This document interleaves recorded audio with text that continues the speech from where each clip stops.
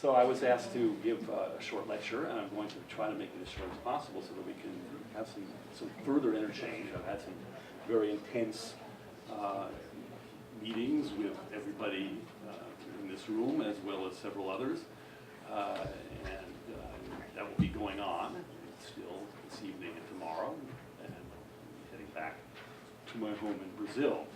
But I wanted to talk with you today a little bit about my own research and what I feel is its relevance to what's going on at the Gun Institute, and perhaps also what is going on in Vermont and how we can try to foster interchange and develop some stronger cooperation between kinds of things we do in places like Brazil and what is going on here in UVM. So I want to talk, well, I'm couching it within the framework of sort of a fundamental tenet of ecological economics, is that we need to restrain ourselves to live within the bounds of ecological carrying capacity, and that there are limits to the expansion of human occupation in biosphere. And this is very fundamental to everything we argue, and it's probably the fundamental tenet that is most ignored in developing countries and even in our home here in the United States. So that I think that it's a good starting point. So I want to look at some of the problems and the drivers to the problems that are being created in Brazil from the point of view of overstepping the bounds of ecosystem limits, from a local to global scale, and look at some of the policy possibilities and my perceptions of those. So I'm saying policy perceptions instead of policy perspectives from Brazil, from my own views of what has been going on and what could go on, and how that may reflect on what we can do in the academy. So I wanted to start here with kind of a shocker. Like 3 or 4 weeks before I came on this trip, there was a devastating series of landslides after a 5-hour, very, very intense rainstorm that concentrated in an area of just 3 or 4 municipalities in the highlands of Rio de Janeiro, where I have a little farm, in fact. And thank God, our farm was not subject to the landslides that devastated places like these. A lot of houses went sliding down into ravines. People were buried under mud. There were over 1,000 people who were killed, and it's not a nice way to die. And this happens repeatedly. These kind of things, it's not like it's every year, but frequently in Brazil, areas such as these, where you have very steep hillsides, very thin bedrock, very thin soil to bedrock, kind of loose soils, sandy soils, or loams that with enough rain, they will roll, and the rocks will roll along with them, and the rocks pick up momentum and come down, and they've devastated several cities. So this is one of the issues that is assailing people in my home state in Brazil, and there's a response which is really fantastic of people cooperating together in voluntarism to restore at least the lives of those who can be saved, and some of the houses are being rebuilt, and one day we'll get back to normal, but then of course in the interval there will probably be more landslides, and there will probably be more deaths, and there will be more finger pointing, and we should have done this, and we should have done that. But basically what's going on here is that the underlying simple building codes are not being adhered to, and the basic codes of land use that exist on the books are not being adhered to and not being enforced. And there's no instruments really to provide for the kind of change that is needed. All we can do is imagine that there will be more devastation of this kind taking place in our communities, and hope that the kind of cooperation that brought people together to help to save lives can also extend into the adoption of a different kind of policy perspective and a different way of working on how people use land, how people, how human settlements are established and how they grow in areas that are at risk. And the whole concept of security, of ecosystem security and risk to life and property associated with the willy-nilly expansion of human settlement in places like this. And this is by no means restricted to Brazil, obviously. We're talking about a fairly widespread phenomenon in developing countries. People are pressed to find places to live that not necessarily titled. They're not. The titles are not required, or titles are not demanded by the authorities, and but people are permitted to occupy these areas, and because they are occupying these areas, because they become risky. It's not that the areas themselves would be risky if they were allowed to remain under natural forest cover. So there shouldn't be settlements along some of these hillsides. So this is a question, I think, of limits. And so my basic policy perception on this is that we see seeing these kinds of scenes repeated if the existing law that is on the books in Brazil were obeyed and enforced. And there is a long history in Brazil of recognizing these problems, of trying to establish the legal framework and the sort of operating philosophy for the public sector to regulate occupation of land within the most recent corpus of law that's associated with this, called the 1965 Forest Code.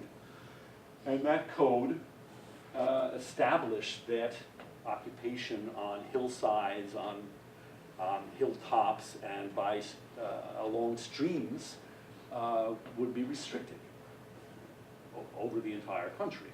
So you would have, in all cases, no housing of any kind should have been allowed to occur less than 30 meters from any stream bank. But if you look at where those houses are that we were looking at, I think the previous slide, go back up, this one here, in the bottom, these houses are right in the stream. Right? That's not 30 meters. It's right on top of the stream. So the streams, of course, were rechanneled themselves with the onset of the rains, but they were definitely not obeying the forest code. So the forest code is not observed, it is not enforced, and it is not incorporated adequately into the building codes of urban communities in Brazil, so that there is no effective avoidance mechanism within the local legal framework for avoidance of this. And we're going to be getting more into discussion of the Amazon. In the Amazon, 80% of all properties must be retained within the forest code in original forest. So by law, supposedly, only 20% of the Amazon should be subject to deforestation, at least the Amazon that is in private hands. Still, the Amazon is being divvied up into different kinds of occupations, some of which are private, some of which are nominally state-owned, or government, national government, public property, but they are occupied, and they are frequently occupied at well over the 80%, the 20% limit that has been established by law. And this is one of the most contentious issues in development and environment in Brazil at the moment. It's the question of how should we assure that the restraints that exist in law are actually practiced, and that we avoid the kinds of effects that we have from occupation in forest areas of the Amazon, both on local and global ecosystems, and the carbon cycle can be arrested effectively. So a lot of what I've been doing is trying to think about, from a policy perspective, we have to make the forest code stick. That means a lot more than just having helicopters and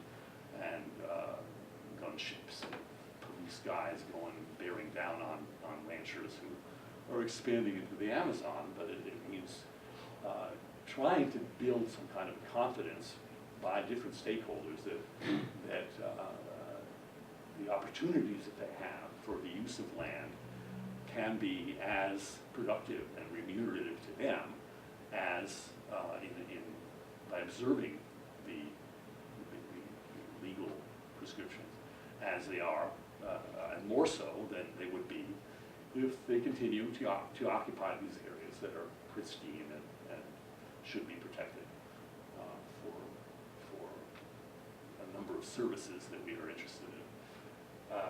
So in the last, ever since they determined that this 80% rule, in fact, previous to that it was 50%. So there's a feeling among agriculturalists in the Amazon that they have sort of inherited right to go ahead and deforest up to 50%, because originally it was 50%. It was only later that it became apparent that it was necessary to restrict occupation to only 20%. So there's a discussion going on in the Congress of Brazil at the moment about this issue, and because of the dominance of particular interest groups associated with what they call ruralists, the rules for all of the aspects that I've described, including the 80% rule, have been watered down, at least as have been reported out of committee in Congress. So one of the things that I personally have been involved with, and scientists, scientific societies that have been working on this issue are concerned about, is that the original concept of how land should be occupied and how it should be used in Brazil was derived from a fairly coherent science-based perspective on what makes land risky to occupy in very vulnerable places, and that these scientific views were not brought on the table at all when this current discussion that's been going on. So there needs to be a sort of more broad-based scientific but also social debate on what the Forest Code has to say and how to apply it and how to make it relevant. But at the same time also to find other incentives and other means for assuring that producers in the Amazon can survive. Simply being subject to a law that usurps all possibilities for land rights, for using land. It would not be, according to the American law, would not be a taking issue, and it would be a question of to what extent conservation requirements and conservation objectives of society should impinge upon the private rights of individuals to do things as they would like to. And these are commons issues, local commons issues.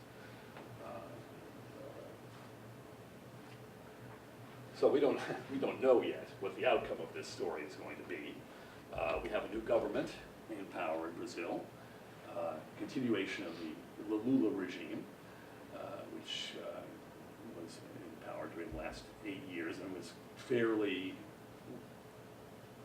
wishy-washy as to how to resolve questions about land use in the Amazon, although made very strong positions in the climate convention, the COP in Copenhagen, made commitments to reduce deforestation to a significant degree. So make a commitment to on the global level, but at the national level, the interest groups are at loggerheads. And the question is, to what extent can you adhere to a global commitment and at the same time satisfy international consistency? I think this is probably a tension that is present in any country. And anybody who's trying to commit themselves to effective restraints on carbon emissions associated with the global convention is having to satisfy that same kind of conjunction of conflicting forces. But in Brazil, there's a national commitment to reduce deforestation, not only to meet the climate code, the climate convention, but also because there's a perception in society in Brazil that deforestation is not a good thing for Brazil. It's not helping Brazil develop. Nobody believes that by opening up another hectare of land in the Amazon and putting a cow on it, that you're going to grow, substantially and provide employment and offer other benefits to the extent that would balance the cost associated with that additional deforestation. That's pretty much a societal consensus. But societal consensus is not always translated into policy when you have very strong, unified interest groups. So, Mansur Olson, law number 1, small, coherent interest groups will prevail when you have problems of this kind. So that the NGOs that I work with and the scientific groups that are opposed to this have a very strong commitment and continually working on negotiating, bargaining an appropriate solution to this, but it has to go both ways. So how do we balance those differing perspectives on what needs to be done? I say that maybe seems like the ones that I've showed you may wake society to reason, but my perception is the congressmen are not looking at the landslides as a basis for their decisions. So, what are the options? There are some options that have been explored in regard to the national legislation. The legislation itself has been, the way it's designed, it can be made more flexible. And it can actually become a very interesting tool for adjusting land use within limits. So that instead of every single property owner necessarily setting aside 80% of the land that they have rights to, they somehow compensate for the area, the additional area that they have in excess of the 20% deforested, and compensate for that by either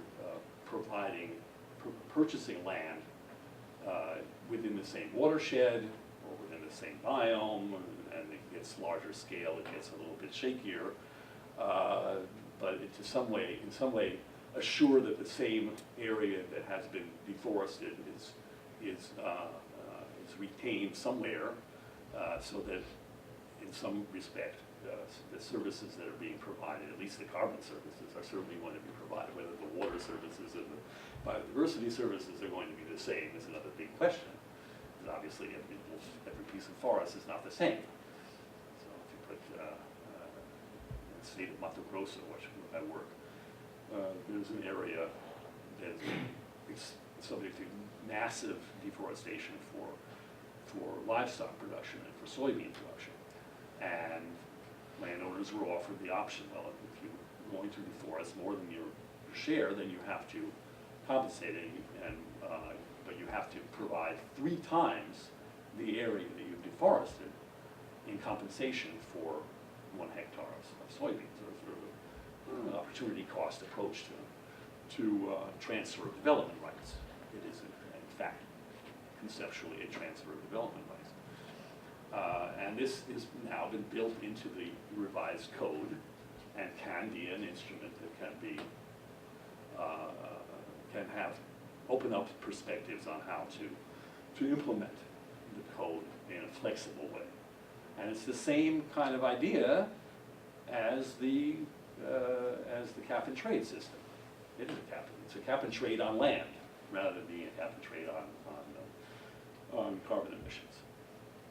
So that is one interesting idea. The one problem, I think one of the problems with that idea is that if you expand the scale at which you can compensate property that's deforested with that is intact, you do lose values that are associated with ecosystem services that I think are pretty incommensurable, and it's really not the same thing to say, well, you can get away with deforesting here if you buy land for us to make a permanent park over there. That's a debatable question. But it does offer some kind of flexibility for this kind of thing to happen. And I would like to know whether there are similar tools of this kind or other tools that perhaps have been developed in Vermont or other parts of the U.S. that you know of that may be interesting to exchange ideas on with those who are trying to legislate and develop policy for this kind of problem. That's, I think, one of the points I would like to touch on. Get into that. This is a fairly famous simulation that you've probably seen before. It just describes what would be the tendency to deforestation up to 2050 in the Amazon if business as usual were to proceed along. So we'll call the arc of deforestation is this area between the states of Maranhão, Pará, Mato Grosso, this state that I've been working in a lot, Rondônia, Acre, Amazonas, which is still maintains some degree of intact area, although you can see what these lines are that are the beginning of these. The opening of the areas are all related to massive infrastructure works, paving of highways, building of large hydroelectric facilities, etc. So this kind of pattern that we see coming up, arising around where, particularly in colonization areas, where you have roads that go from some urban area out into the middle of nowhere, smaller lines coming out of those roads into sort of feeder roads, and each of these represents a lot that is being deforested. And as time goes on, these spaces between the interstices between the lines grows closer and closer together, because even the smallholders are involved in deforestation for expansion of their activities. The only way that they've learned to survive in the Amazon is slash and burn agriculture. And the only really fungible product that they have to market is beef. So they're producing calves that are then taken to larger farms for fattening into the slaughterhouse. And that is one of the fundamental bases. Exactly what I wanted to talk about. Didn't want to necessarily go that fast. But this process is helped along by the opening up of these road corridors, the paving of the road between Cuiabá and Santarém and Pará. The road, this is the old 364 highway that goes really all the way from Sao Paulo out. Now it goes out to Peru and the coast of Latin America. The infrastructure initiative for the Americas is really driving a lot of these things. And hydroelectric facilities that are being put in where you have enough hydro head. There's 72 possible sites that are being put into the energy plan, because basically all of the the hydro capacity in southeastern Brazil and the Paraná watershed has basically been used up. So we really don't have any more capacity to expand electrical generation outside of the Amazon. But in the Amazon, of course, there are the hydroelectric capacity production needs flooding areas, significant areas, or at least establishing base camps with many people, many more people than can be absorbed by the capacity of those areas, and then turn into cities, and then transport corridors come along, and you have this kind of pattern developing. So, and this is going to be a typical pasture in the Amazon after a few years of establishment. So, cattle ranching is probably, in terms of the proportion of the total area that is being deforested, is far and away the most important driver of deforestation in the Amazon. And I've been accused of bias by saying that, starting this off by looking at exports. Exports is a driver, but it's not the only rationale for growth of cattle raising in the Amazon. The Amazon is mostly producing secondary grade cattle for the domestic market. So the domestic market is fairly flat. It's still growing, but most of the growth is export driven. The growth that is occurring in the Amazon is basically covering exports that come out of the southeast and the south of Brazil, not the growth from Sul and other places. So that the exports have grown significantly, and the Amazon is fueling the demand, the domestic demand, primarily. Most of the increased output has been exported, and export prices are certainly a driver. So we're seeing the international market for beef being one of the principal drivers that's indirectly pushing cattle production into the Amazon. One of the others that I'm going to talk about a little bit later if I have time is the growth in sugarcane production and soybean production associated with the ethanol production for automobile transport, which is also increasingly at least of interest to Brazil as an export product, and soybeans, which has always been a very important Brazilian product for export. So export, international market, the national economy being very reliant on export earnings to serve as a motor for growth and development of the country. I think we can tie these things together as being connected. Okay, so there's been a massive surge in the population of cattle into the Amazon, triple the number of head of cattle in just the last last 20 years. That's pretty significant. So, some of the questions that are generated by this for science and for the kind of problem-solving concern that ecological economics should have. If we have, I think Josh has often said, we have an experiment with one case, and if we blow it, of course, we don't have another case to try it out on. This one planet, one Amazon. This is the great laboratory threshold analysis. If we go beyond the tipping point, we know where it is. If we don't know where it is, we'll just keep going until we get there, and then it's too late. So there's lots of interesting work being done on tipping points. I think it's very difficult to really establish what level of deforestation in the Amazon would be untenable and unacceptable. But a lot of people talk about 40% as being a probable point at which of no return. We're now at over 20, and if continue as I showed the simulation, we would be very rapidly approaching 40%. Probably it's 20%, 22%, whatever it is at the moment.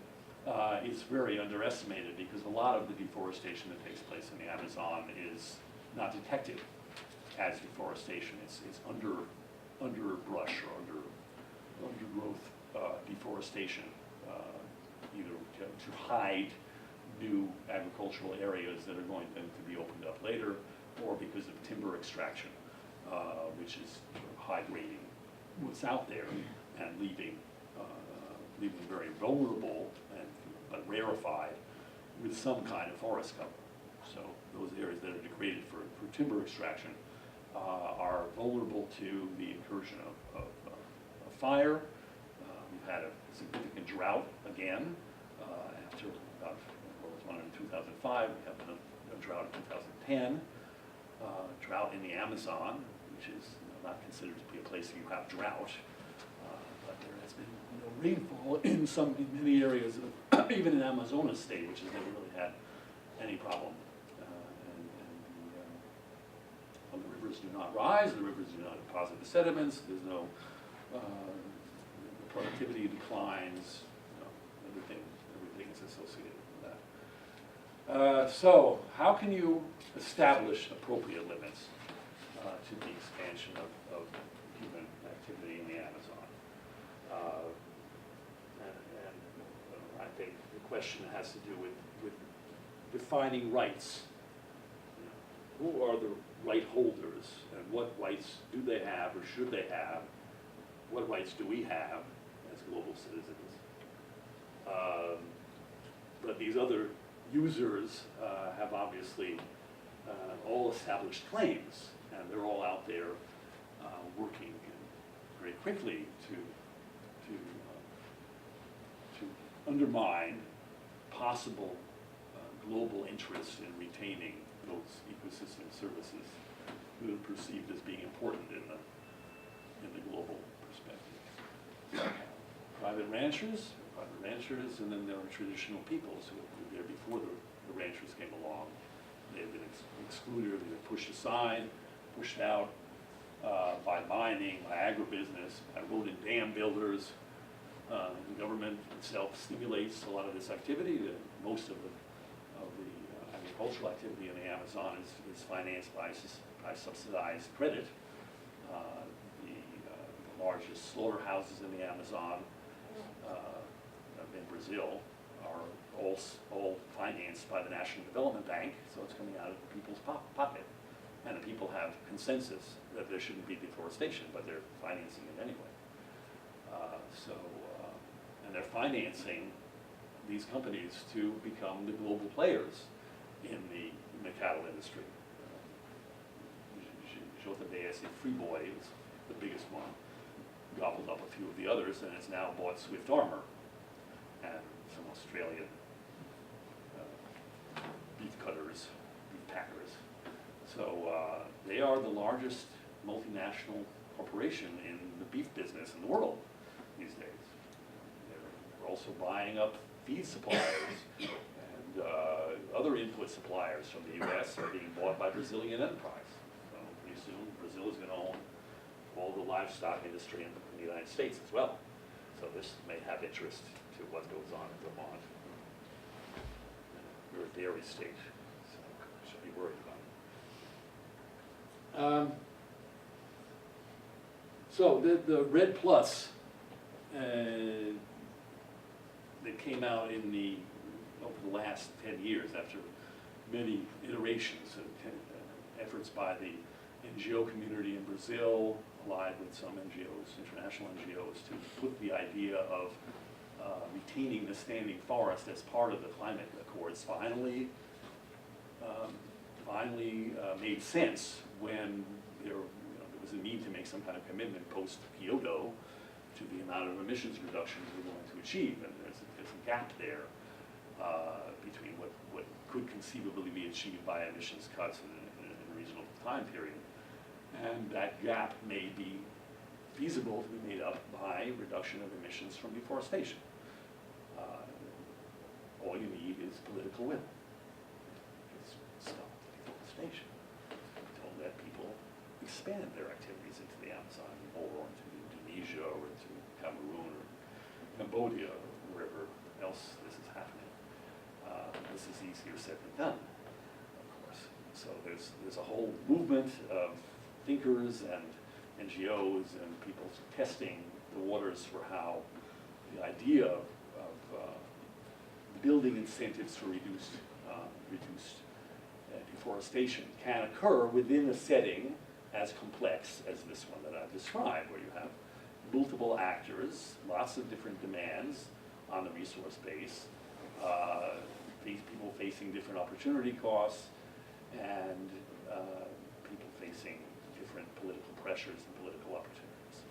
So we've been doing quite a bit of work in Brazil on trying to figure this out.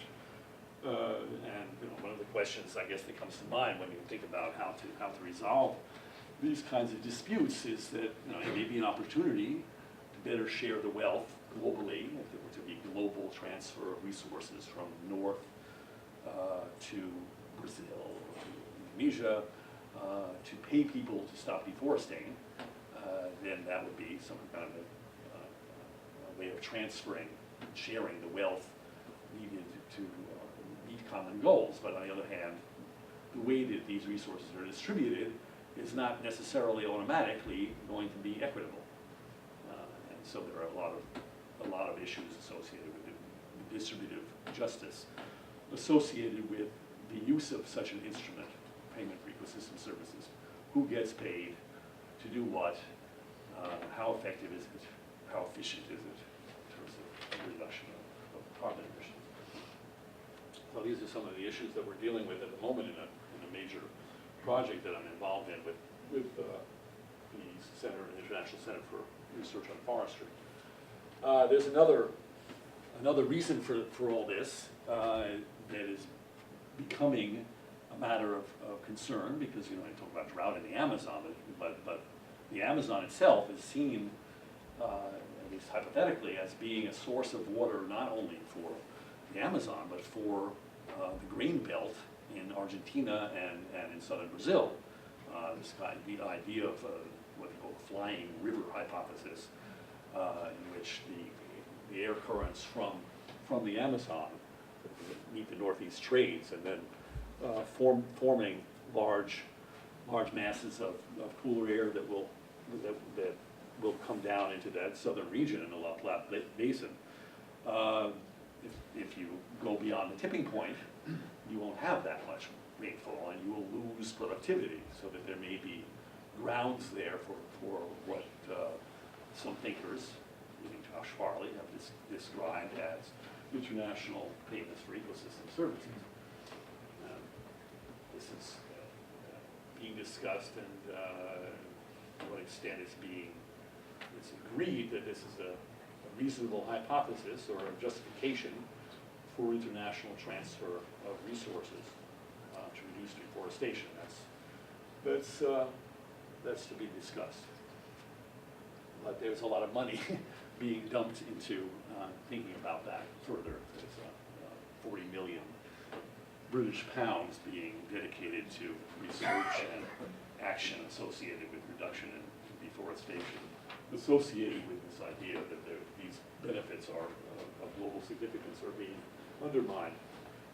So I wanted to talk a little bit about these research projects I've been involved with lately that involve consideration of these questions, but also trying to get more to at the local level to understand how different actors relate to the kinds of solutions that are being proposed, and how these may play out in terms of the effectiveness of the course to reduce deforestation over time. So we have this project with the International Center for Research on Forests, C4, called the Global Comparative Study of REDD+. It involves Brazil, Peru, did involve Bolivia, but Bolivia decided not to have anything to do with REDD, or with the climate accord, in fact.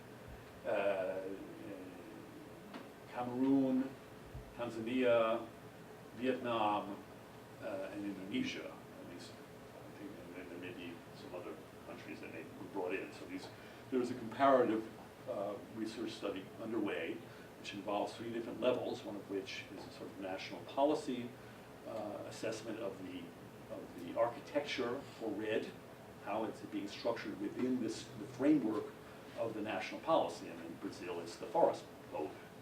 That's the key policy that we have to be associating red with. So these two lines of research that I've been talking about converge. So I was responsible for putting together the national profile of Brazil in the context of red, looking at drivers, agents, and institutions. And this was presented at COP16 in Cancun as one of the first products of the global comparative study. And at the same time, we're at the second level of this analysis is looking at pilot projects in specific regions of Brazil. We're looking at the moment, 5 different pilot projects that are underway in Acre, Mato Grosso, 2 in Pará, actually 2 in Mato Grosso and 2 in Pará, as well as trying to glean the lessons that have been obtained from the only real PES project associated with deforestation, maybe in the world. It's been underway for 2 years in Amazonas, called the Bolsa Floresta program.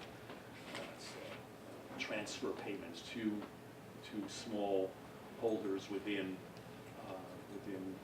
extractive reserve areas in Amazonas that agree not to expand their clearing into areas that should be retained as farms.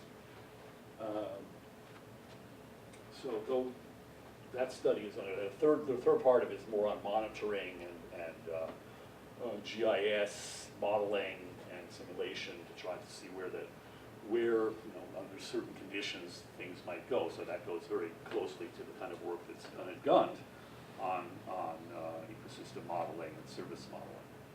It has a lot to do with that, and there may be some very interesting interfaces that could be developed out of that. And then we have another project underway with the European community that's led by a group in Norway called NINA, the Norwegian Institute for Nature Research, that looks at how to combine different instruments, economic instruments and command and control instruments in a more effective way to conserve biodiversity. So it's not specifically directed at RED as a strategy, but RED could be one of the strategies that is included in an instrument mix. So you have the forest code is a command and control strategy. So the limit is here. Within this limit, what do? Can you trade? Can you pay? What are the options in terms of flexibility? So we have in Mato Grosso State, the same state where we also have a study for the C4 group. We have a study underway for the Policy Mix project, looking at how these instruments can move together. Here the time I wanted to stop. Well, I've also been working a lot on certification in the cattle industry, trying to improve the responsiveness of principal actors in the slaughterhouses as those who are being put on the carpet for being irresponsible or responsible for the deforestation that's taken place have actually been arraigned by the public prosecutor of Brazil and have been told, well, you cannot buy any more cattle from areas that are being subject to deforestation illegally anymore.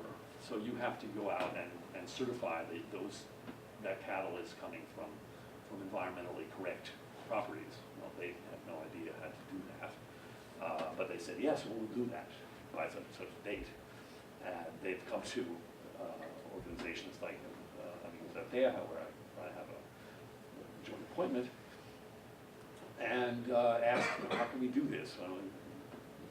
How are we going to get resources that are going to allow us to bring the ranchers up to speed and reduce the amount of impact that we're having on deforestation? And we're working on some concepts associated with zoning, agro-industrial zoning, establishing where new capacity for slaughter new slaughterhouse capacity can be installed, having to be linked with progress toward enhancing the productivity of cattle raising. So that instead of every time you want to increase your herd by one head of cattle, you take down another hectare of Amazon forest. Try to avoid that. So that's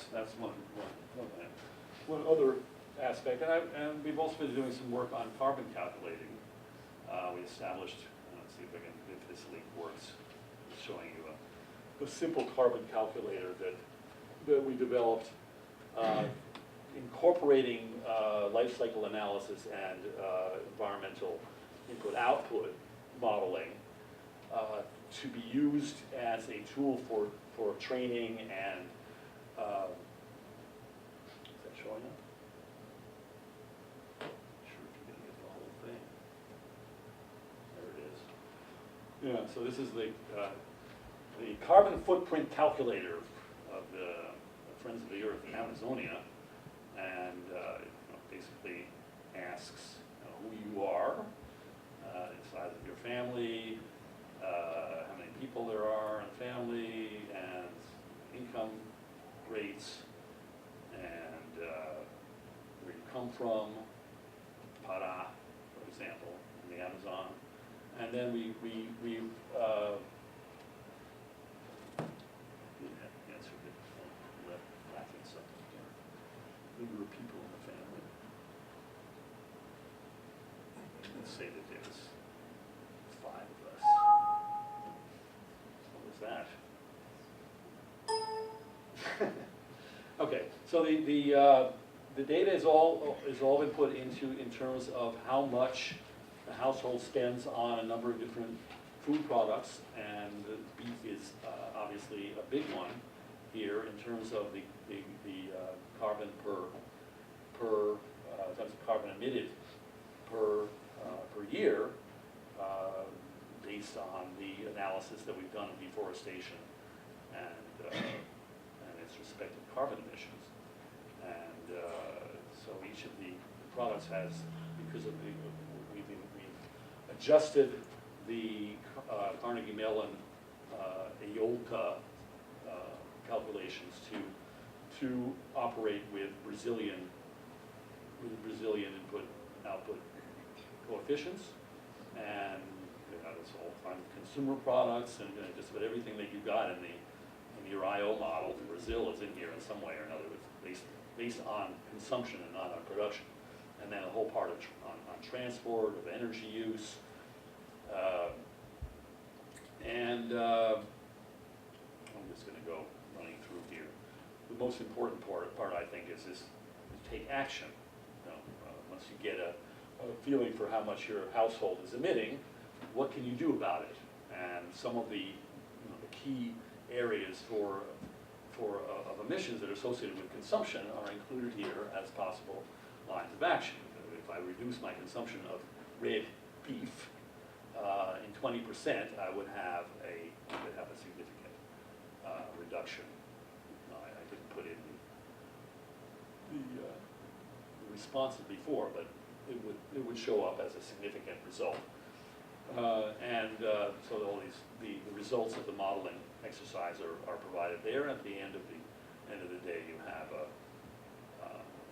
total result of your actions and what you've done.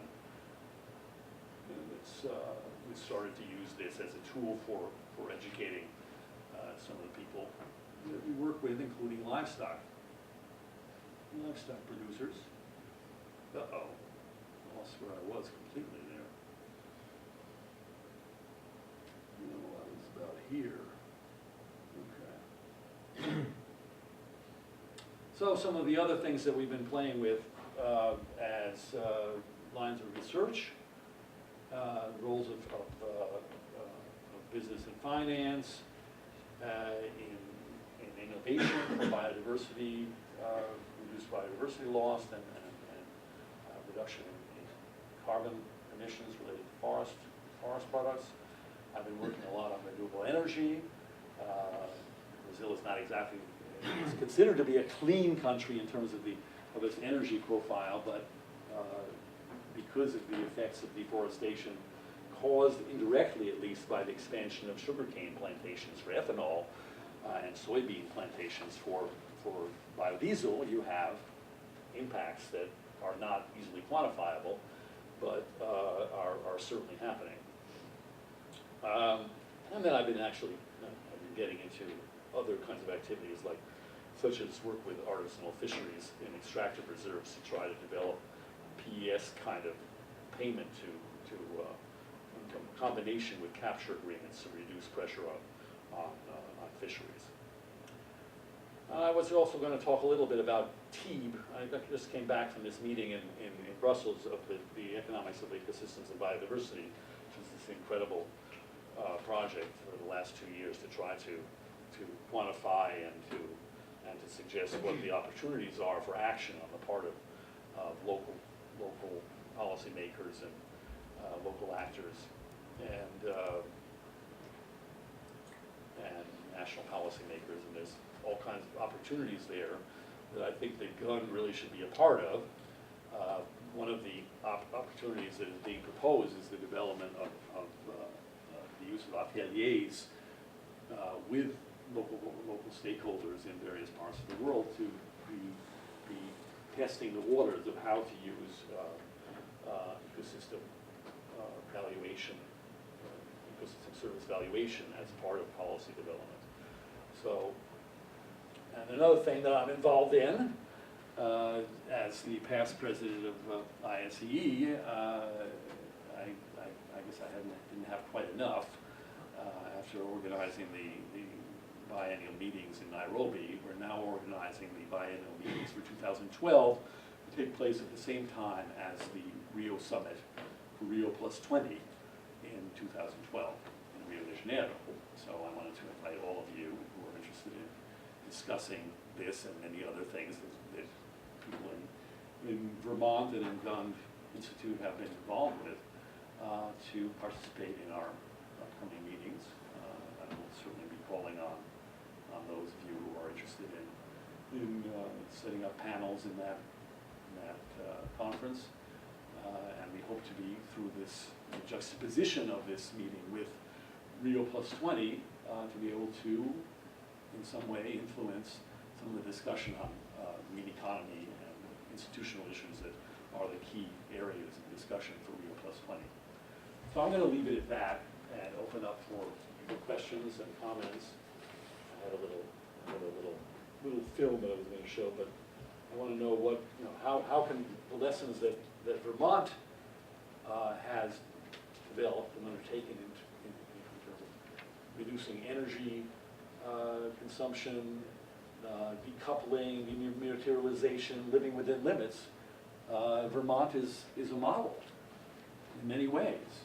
And I think that the model and the experience that you guys have been participating in over the years deserves to be a part of the discussion and the way forward.